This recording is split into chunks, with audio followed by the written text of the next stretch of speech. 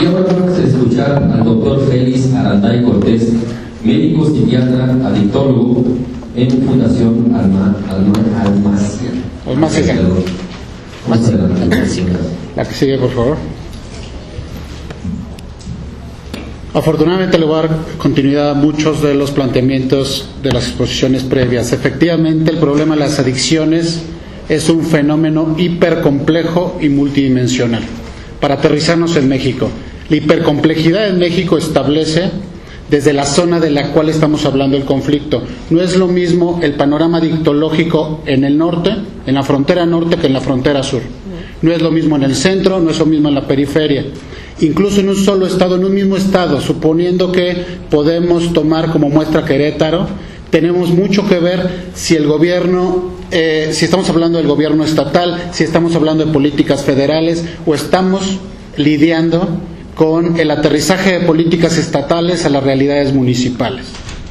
México, en ese sentido, es un país de mucha complejidad, donde, sin embargo, ha existido una característica que ha permeado los sistemas de salud, que es efectivamente el abordaje de los problemas por dependencia a sustancias, trastornos derivados del uso de sustancias o trastornos relacionados con el uso de sustancias psicoactivas, se han permeado en todos los niveles por una moral. Juan hablaba de una moral puritana en Estados Unidos que marcó grandes hitos de políticas públicas que hasta el momento se siguen dando. En México, el problema de las adicciones es un problema de moral, efectivamente, pero de moral guadalupana, y de moral guadalupana mal entendida. Entonces, esto incide en el tratamiento, en la identificación, en el diagnóstico oportuno, porque todos aquellos sujetos involucrados en esta cadena son permeados directa o indirectamente por esta moral. Efectivamente se planteó una pregunta: el Estado sí ha estado preocupado por políticas de drogas. Claramente, si vemos la evolución histórica de aproximadamente 100 años de los modelos estatales mexicanos, hemos visto que en el momento donde el tabaquismo, que es la primera de las drogas que empezó a generar conflictos, cuando las unidades cardiovasculares estaban llenas de pacientes con trastornos derivados del uso del tabaco, en ese momento comenzó a incidir con ciertas políticas que ahora sí corrieron desde la promoción, la prevención, la detección oportuna, y ha estado cambiando la incidencia en ciertos estratos de la personalidad. Ahí viene lo dimensional. No es lo mismo que alguien que tiene acceso a un tratamiento farmacológico de primera generación pueda dejar de fumar, aquellos que con simple voluntad se lo empiezan a aventar, porque no tienen dentro de sus posibilidades, que se considera gasto catastrófico, la posibilidad de invertir más del 40% del salario mínimo en el manejo de las drogas, independientemente de si tienen cáncer pulmonar, si tienen trastornos respiratorios, si tienen trastornos circulatorios. Entonces ahí cambia el estrato, sin dejar a un lado el poder adictológico de la sustancia. El tabaco es una de las drogas con mayor potencial adictológico. Por otro lado, efectivamente, en segundo lugar tendríamos el alcohol. En estos 100 años hemos visto que el consumo de etanol y los trastornos relacionados al consumo de alcohol han generado mucho más muertes que cualquier otra droga, directas a través de problemas con los que seguimos lidiando, que es cirrosis alcohólica, trastornos digestivos asociados y neurológicos asociados al consumo de etanol, hasta aquellos, vamos moviendo la dimensión, chicos que tienen 12 años y los fines de semana se convierten en verdaderas bombas de tiempo en camionetas supercargadas y generan una cantidad de lesionados directos e indirectos asociados al consumo de esa droga. Este fenómeno no nos podemos aproximar a partir de una lógica lineal, que es el gran error. Una lógica lineal establece entonces, que es el positivismo: si yo le doy cierto medicamento a un individuo para que deje de consumir alcohol, va a dejar de consumir alcohol. No. Incluso con medicamentos que son anticomiciales asociados a la disminución del consumo de etanol, el paciente deja de tomárselos para bebe los fines de semana y el lunes nuevamente se toma su tratamiento. Entonces, esta es parte de lo que tenemos que aproximarnos. La dificultad está en el sujeto, la relación del sujeto con las sustancias. En tercer punto tenemos, dentro de este panorama, en México, tenemos los inhalables, donde francamente los inhalables, ese conflicto está asociado, si bien a un estrato sociocultural y socioeconómico bajo, no sociocultural, socioeconómico bajo, en el punto donde es una sustancia que fácilmente o relativamente fácil se pudiese regular y no se regula. O sea, ahí tenemos un problema de regulación. Sin embargo, se reguló muy rápido el uso de cigarrillos electrónicos, rapidísimo. La COFEPRIS sigue con su guerra en contra del cigarro electrónico. ¿Por qué? Porque si fuéramos una sociedad menos hipócrita, hubiésemos iniciado una guerra contra Philip Morris y no contra el Chapo Guzmán. Porque la muerte por tabaco, o sea, por cualquier droga, drogas más, los inhalables de tipo anfetamínico, el crack, ha generado el 2% de las muertes comparado con el 100% de las muertes en tabaco en los últimos 20 años. Entonces, técnicamente el alcohol y el tabaco, que son drogas relativamente reguladas, constituyen un problema de salud pública más allá de la cocaína. Desgraciadamente, los problemas con drogas como los inhalables no son registrados, porque las causas de muerte no se asocian, o sea, es el problema de estadística que tenemos en México, no son evaluadas. Entonces, la mayor parte de la investigación se centra en un estrato de la población que tiene que ser considerado al respecto de las características personales de esa población, que era uno de los grandes conflictos que se tuvo en la instalación de los centros Nueva Vida. Llegábamos a algunos municipios y decían: oye, brother, yo aquí no quiero un centro Nueva Vida, yo necesito un jardín de niños, yo necesito áreas verdes, yo en este punto no lo necesito. La misma comunidad, cuando se puede o se gestiona o se autogestiona, va generando sus demandas para paliar el problema de las adicciones. Yo lo que necesito es que me cuiden ese parque donde van los viciosos a drogarse. Y efectivamente, la recuperación de espacios públicos, el desarrollo social, bien entendido, no aparte de un discurso político, en grandes estudios se ha establecido que es uno de los factores protectores. La familia, sin irnos al papel o a la visión romántica donde la familia es el único factor protector, también influye, sí, también influye, pero para que una familia esté integrada tiene que haber empleos. Y entonces existen municipios donde los padres de familia salen a las ciudades a trabajar y los niños, si bien les van, están a cargo de una abuela. Y entonces ese grupo se empieza a volver vulnerable. La segunda pregunta que haría es: ¿la política actual de drogas a quién le beneficia? Porque es una política donde se cae, incluso las personas que nos dedicamos a esto, caemos en el punto de creer que el crimen organizado es igual a narcotráfico. Y son dos cosas totalmente distintas. Hablaron en el curso de estas exposiciones, hablaron de situaciones como los casinos. Gran parte de los casinos están asociadas o no al crimen organizado, es algo que está entre signos de interrogación. Los secuestros es parte del crimen organizado que no cruza por el narcotráfico. Entonces hay que tener muchísimo cuidado, porque asociar el problema de las adicciones con el narcotráfico y con el fenómeno del crimen organizado que ha permeado esferas estatales, es un punto muy, muy, muy delicado, que permea instituciones de salud, lo hace. ¿Ok? La que sigue. Entonces, desde el punto de vista, en lo que a mí me consta para establecer una postura en esta intervención, tenemos que hablar desde 4 dimensiones. Yo no estoy involucrando la dimensión espiritual, porque si no ya serían 5. Pero tenemos el área psicológica, biológica, social y política, que son 4 de estas dimensiones a través de las cuales podemos entender el uso de la marihuana. Efectivamente no existe un trastorno por dependencia a marihuana. En la última encuesta nacional de adicciones se establece que socialmente se tiene muchísimo más estigma para aquel que fuma marihuana que para aquel que fuma anfetaminas o cocaína. el marihuano viene a ser el nuevo Te por 8. Y entonces sobre este usuario recae un estigma social que efectivamente vemos a chicos con uso experimental de marihuana en centros de rehabilitación, donde el remedio termina siendo muchísimo más nocivo al respecto del entendimiento de lo que la adicción en sí mismo genera en cada etapa de la vida. Entonces, esa política o esa percepción social al respecto del uso de la marihuana que se ha relacionado en el ideario con el crimen organizado, con la delincuencia organizada, lleva al sujeto a un estado de vulnerabilidad dentro de los sistemas de salud que se tiene que estar observando. ¿La que sigue?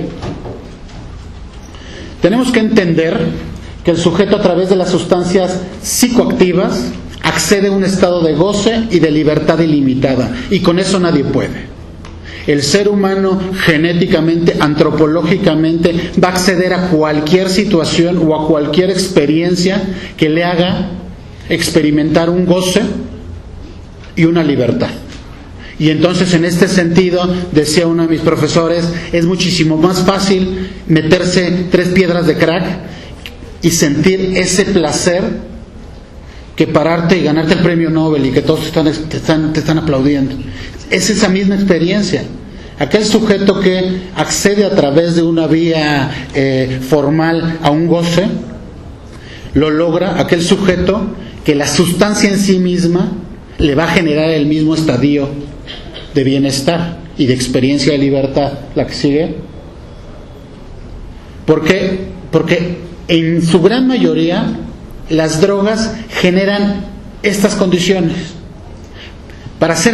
Sin ser tan puristas, una droga es aquella que te genera trascendencia del tiempo y del espacio, disminuye el deber ser, aumenta las capacidades del yo, incremento de la vivencia afectiva. La que sigue, transitoriedad, nada tiene sentido o todo vale la pena. El ser humano puede utilizar una sustancia psicoactiva para pasársela bien o para tener un placer sádico y sufrir. El problema del alcoholismo es aquel, en algún grupo poblacional, hombres mayores de 50 años, donde se sirven su cubita, prenden su cigarrito, le ponen las canciones de José José y se ponen a llorar. Se ponen a llorar y así pueden acceder a su vida emocional al respecto de las malas decisiones que tomaron, la educación de sus hijos. Vaya, una serie de situaciones donde una droga es el vehículo para expresar una situación afectiva displacentera, pero es el único vehículo. ¿Ok? Entonces, una droga también tiene la característica de ser inmediata. Mencionaba hace rato el azúcar. Sí, el azúcar. El azúcar tiene capacidades organolépticas que generan una sensación de bienestar. El chocolate, la cafeína, efectivamente. El ser humano no puede ser alejado de esa libertad o de acceder a esa libertad y a ese goce, ya sea sádico o emocionalmente afectivo. Eso no se puede evaluar. ¿La que sigue? ¿Por qué? Porque tenemos toda una estructura neurológica que, si es estimulada, nos va a generar esa experiencia. Y entonces la psilocibina, que en ciertos frutos, en ciertos hongos, está determinada como una manera de intoxicar a los depredadores, en el ser humano genera una experiencia de trascendencia que difícilmente es equiparada. Y entonces el ser humano va a buscar, a través de estas vías, que son las vías dopaminérgicas, de acceder nuevamente a esa experiencia. De esa manera el ser humano ha sobrevivido. Este sistema está ahí porque, a través de por ejemplo, sirve para experimentar en el bebé el placer de la lactancia materna. Cuando un bebé se aproxima en una situación de apego a alimentarse, genera esta experiencia de placer. Entonces el placer y esta recurrencia está inscrita en nuestro sistema nervioso central, efectivamente. Y ya, por mucha moral que le echemos, ni Dios Padre nos lo va a quitar. ¿La que sigue? Esto es muy importante. Es aquí donde se quiebra a momentos el romanticismo de una sustancia. Porque una sustancia depende del nivel puede generar una conducta de búsqueda. Sí, me gustó, voy a acceder a ella. No me gustó, es muy probable que ya no acceda a ella. Por eso existe algo que se llama el priming. Hay un cierto tipo de drogas que le sirven a cierto tipo de individuos. Hay individuos que se la pasan muy mal con la marihuana, muy mal, y en serio no lo vuelven a hacer. Pero si este mismo sujeto tú le das una benzodiazepina, que es una sustancia, una sustancia legal de la cual se abusa mucho en México, va a decir: de aquí soy yo, esta sustancia me gusta. Si a alguien ansioso le das una anfetamina, la va a rechazar. Pero si le das, por ejemplo, mescalina, le va a encantar, porque se va a disociar. Entonces, ¿existe un cierto tipo de droga para cierto tipo de individuo? Sí. Es complicado saber desde genéticamente hasta socialmente qué droga va a satisfacer a un individuo. Pues ahí no hay más. Me gusta porque me gusta, y hay cosas que no me gustan porque no me gustan, y a partir de esa lógica pues prácticamente ya no hay más que hacer. Sin embargo, una vez que se tiene esa sustancia, esta sustancia A para un sujeto A, entonces va a haber una conducta de autoadministración. La voy a buscar, la voy a buscar, la voy a buscar, hasta que se refuerce la conducta. Yo sé que en ciertas situaciones, aunque la lógica no nos lleve, por ejemplo, hay un ejemplo: el tabaco efectivamente al principio ayuda a los sujetos a tener mejor atención y concentración y memoria, porque tenemos receptores nicotínicos que, al ser estimulados con la nicotina, aumentan las capacidades de comprensión, sí, hasta cierto nivel, hasta el nivel donde el cerebro se satura y se hace tolerante a esa sustancia. Y entonces, antes de los exámenes de universidad, ves a los chicos, bueno, desde primaria, ves al sujeto autoadministrándose hasta un punto donde dice: ya tengo crudo de cigarro. Porque viene lo siguiente. Es el punto donde el sujeto ya, al menos neurobiológicamente, no puede tener un control sobre la sustancia. Va a seguir accediendo a esa sustancia. En farmacología hay algo que se llama dosis letal 50, que es cuando tienes una población, le administras una droga, la dosis letal 50 es donde el 50% de los sujetos de experimentación mueren. Entonces empieza la conducta autocompulsiva de autoadministración, donde otra parte del cerebro se inhibe, que es la corteza prefrontal, y el sujeto puede autoadministrarse hasta morir. Y entonces tenemos sujetos que efectivamente, como decía una de las exposiciones, mi padre puede matar por un cigarro. Efectivamente, hay sujetos que pueden vender a su familia, asociarse al crimen organizado con trata, muchos fenómenos asociados por 2 piedras. Sí, en toxicológicos hemos tenido experiencias donde los usuarios de cocaína agarran a sus hijos recién nacidos y los ponen: o me das 3 piedras o aviento al chamaco. Y lo hacen. Es un estado de enajenación neurobiológico que se puede reproducir. Entonces es ahí donde nos enfrentamos al segundo problema. Hemos estado disminuyendo la percepción de riesgo en algunas sustancias. La percepción de riesgo es el entendimiento de lo que la sustancia genera en el individuo, que farmacológicamente lo va a generar. ¿La que sigue? Y entonces, al aproximarnos a esto, podemos abordar que las adicciones se conciben como un problema de libertades, ya que el sujeto siempre ha gozado de la posibilidad de acceder a ellas. ¿La que sigue? Y como también lo vimos anteriormente, las sustancias han estado en el desarrollo histórico, en el desarrollo neurobiológico, en el desarrollo hepático, en el desarrollo gastrointestinal, en el desarrollo del ser humano. Y entonces ha existido una evolución del ser humano al respecto de las sustancias. Podemos ver el alcohol. En el hígado tenemos citocromos especializados que otras especies no tienen para metabolizar el alcohol. En el cerebro tenemos receptores cannabinoides, tenemos receptores opiáceos para el dolor. La vivencia emocional del dolor en los seres humanos puede ser físico o psíquico. Y entonces, en alguno de estos 2 puntos, el ser humano va a hacer absolutamente todo para acceder a algo que lo libre de ese dolor. Y se tienen las vías para eso. La que sigue.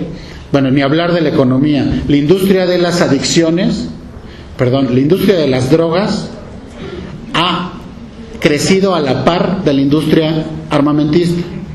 Muchas drogas fueron probadas en las grandes guerras mundiales. Es la gran historia de las anfetaminas que hasta este momento se siguen utilizando y se siguen sintetizando.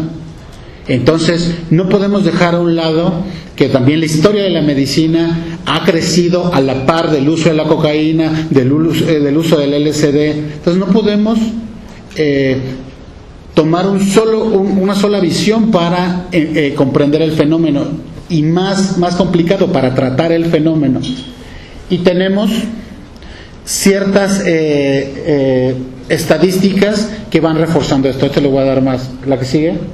Por ejemplo, aquí en el anterior podemos ver que el uso de analgésicos es algo que ha crecido en México. El uso de drogas con receta ha crecido en México en cierta población. Y tenemos la frecuencia. Esta es una gráfica tomada de el estudio de discriminación en poblaciones con dependencia de sustancias de la CONAPRED. La CONAPRED hace un estudio muy interesante donde se puede observar cuáles son en varios centros de rehabilitación las drogas que se han asociado más a fenómenos de discriminación, tanto del sujeto como de sus familiares. La que sigue, ahí tenemos el alcohol, la cocaína, y la que sigue, los distintos, desde aquellas personas que fueron expuestas in útero a sustancias que tienen problemas, hasta el grupo más fuerte, que es la adolescencia, de mayor impacto, en el que están teniendo las sustancias en México y después en el declive. En cada uno de los grupos podemos ver que se han presentado, por ejemplo, en infantes, verdaderos síndromes de abstinencia relacionados a metilfenidato, relacionados a drogas, que están teniendo una gran explosión en México para tratar el famoso trastorno por déficit de atención. Y entonces nos aproximamos al hecho que al existir un sobrediagnóstico que ha usado la industria farmacéutica, se empiezan a tener síndromes que por más que se enmascaren, son relacionados a tolerancia y dependencia, hasta en menores etapas de la vida, donde los analgésicos opiáceos y las benzodiazepinas generan un efecto en la calidad de vida. Lo tenemos. La que sigue, voy a ir un poquito más rápido. En la gran historia de las políticas de drogas en México, se ve que cuando incrementa el consumo y existe un impacto de las sustancias, se mete una política de control. Una política de control que se dirige a disminuir el consumo o a segregar a los consumidores, a disminuir la oferta o a aniquilar a aquellos que la consumen. Nos podemos ir desde épocas prehispánicas hasta la guerra contra las drogas. Estas políticas de control son cíclicas y permean, como lo dije inicialmente, el sistema de salud. ¿La que sigue? El punto aquí es que tenemos dos poblaciones. En aquellas donde no existe un puente de comprensión con los sujetos que usan sustancias y con aquellos que sí. Entonces, al tener este fenómeno de división entre aquellos que las usan y aquellos que no acceden, existe una gran fisura a través de la cual los sistemas de prevención, los sistemas de tratamiento, de detección oportuna han fracasado. La detección oportuna en escuelas ha fracasado al respecto. Por ejemplo, un ejemplo muy sencillo: las escuelas privadas no lo permiten, las escuelas públicas ni siquiera le preguntan a los papás. Y entonces tenemos sistemas de detección que tienden a criminalizar a ciertos estratos de la población. ¿La que sigue? ¿La que sigue?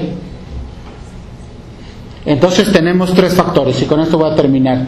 El estigma en relación a las adicciones, que es una asunción general de estereotipos físicos, morales, sociales negativos que definen a las personas adictas con características peculiares. O el adicto es débil, o es socialmente deleznable, o es moral, es un criminal, siempre va a acceder a una baba. ¿Me explico? Entonces aquí tenemos una serie, un ideario colectivo que reduce las posibilidades de desarrollo de esa persona. independientemente del nivel biológico en el que se encuentre. Si un chico de 13 años con un problema o con consumo experimental, que ni siquiera es un problema de marihuana, se le carga un estigma, entonces tenemos una complicación. ¿Cómo tratar a un sujeto con un problema de dependencia de sustancias? Uno, no generando estructuras especializadas para tratarlo. Tiene que ser inserto en los centros actuales o en el Sistema Nacional de Salud, con políticas claras al respecto de su tratamiento, sí.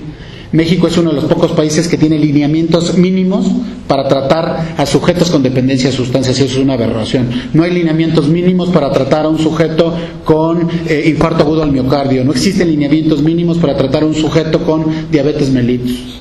Entonces, ¿por qué sí existe? ¿A quién le conviene que existan lineamientos mínimos? La que sigue. La discriminación es una consecuencia misma del establecimiento de estereotipos negativos sobre un grupo social, al percibir a otra persona como inferior o incluso como una amenaza. En ese punto empieza una jerarquización social donde al perro más flaco se le cargan todas las pulgas. Y existen situaciones aberrantes, como son los anexos, que son verdaderos centros de detención, donde efectivamente se rompe al sujeto, pierde su estructura como sujeto de derechos, y es muy fácil entrar y muy difícil salir. La que sigue. Y la discriminación, que son resultado de las que no son resultado de las elecciones o preferencias personales, son generadas primordialmente por la estructura, por instituciones culturales o políticas. En el punto donde surge la discriminación, entonces se termina de estructurar la que sigue, este tipo de situaciones, donde se legaliza lo ilegal para ese estrato de la personalidad, donde si se aleja del centro es más proclive a estar en estados de vulnerabilidad, donde es más posible que entre a un centro de rehabilitación y no muera por los maltratos, sino que muera por francas ejecuciones, como se ha visto en México, y donde no todos los que están ahí son adictos per se, son dependientes per se. ¿Ok? ¿La que sigue? Seguimos con el modelo de vicios y virtudes, y otra de los puntos específicos es que la mayor parte de los modelos en México parte de generar en el sujeto una serie de culpas que se cree van a sustituir todo aquello que el Estado no ha podido hacer. La única forma de que un sujeto en cierto estrato de dependencia no consuma de la sustancia es que esté alejado de la sustancia, que no exista una oferta de esa sustancia, o que exista la oferta con una regulación específica, con una regulación sólida, que también cae en el punto, al menos de México, donde no se ha podido regularizar, por ejemplo, los rastros. Si no se ha podido regularizar los rastros, ¿cómo le vamos a entrar a regular la marihuana? No se ha podido regular el tabaco, no se ha podido regular el alcohol, no se puede regular los inhalables. La que sigue, no se ha querido. Entonces, al final, para buscar un tratamiento equitativo, los modelos que se han aproximado al uso son modelos que se insertan dentro de estructuras concebidas donde se invierte en el desarrollo del capital humano, donde se invierte en terapeutas, donde se invierte en médicos especializados, donde se invierte en al menos esta política de atención, que sin ser paternalista le da al sujeto, le confiere al sujeto la posibilidad de atenderse cuando él se siente en esta posibilidad. Todas las drogas dan un punto donde en distintas disciplinas se ha dicho, se ha tocado fondo y el sujeto busca un punto donde dice, esto al menos ya no está dentro de mi esfera del placer, esto ya no me está haciendo gozar, esto ya no está dentro de mi concepción, esto ya me genera muchas pérdidas, y ahí piden ayuda. Si no mueren por causas paralelas como lo estuvimos viendo, piden ayuda. La gran dificultad de México es que no existen las condiciones o no existe el sistema que les pueda brindar ayuda, y los que hay son efectivamente esfuerzos loables de la sociedad civil. Eso es todo.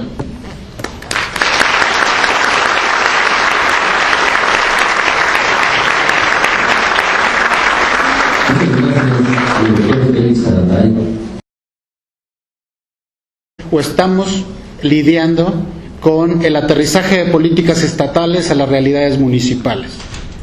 México, en ese sentido, es un país de mucha complejidad, donde, sin embargo, ha existido una característica que ha permeado los sistemas de salud, que es efectivamente el abordaje de los problemas por dependencia a sustancias, trastornos derivados del uso de sustancias o trastornos relacionados con el uso de sustancias psicoactivas, se han permeado en todos los niveles por una moral. Juan hablaba de una moral puritana en Estados Unidos que marcó grandes hitos de políticas públicas que hasta el momento se siguen dando. En México, el problema de las adicciones es un problema de moral, efectivamente, pero de moral guadalupana, y de moral guadalupana mal entendida. La prevención, la detección oportuna, y ha estado cambiando la incidencia en ciertos estratos de la personalidad. Ahí viene lo dimensional.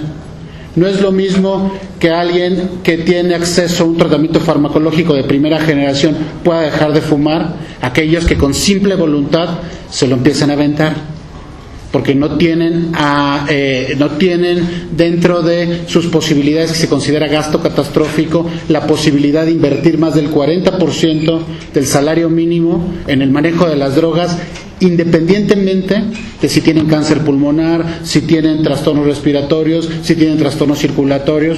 Entonces ahí cambia el estrato, sin dejar a un lado el poder adictológico de la sustancia.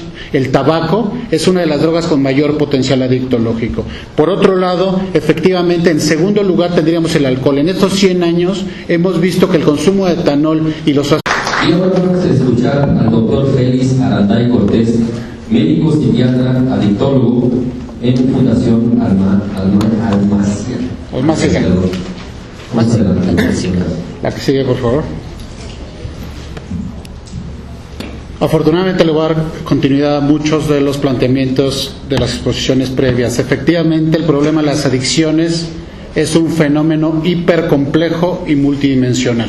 Para aterrizarnos en México, la hipercomplejidad en México establece desde la zona de la cual estamos hablando el conflicto. No es lo mismo el panorama adictológico en el norte, en la frontera norte, que en la frontera sur. No es lo mismo en el centro, no es lo mismo en la periferia. Incluso en un solo estado, en un mismo estado, suponiendo que podemos tomar como muestra Querétaro, tenemos mucho que ver si el gobierno, si estamos hablando del gobierno estatal, si estamos hablando de políticas federales. Entonces, esto incide en el tratamiento, en la identificación, en el diagnóstico oportuno, porque todos aquellos sujetos involucrados en esta cadena son permeados directa o indirectamente por esta moral. Efectivamente se planteó una pregunta. El Estado sí ha estado preocupado por políticas de drogas.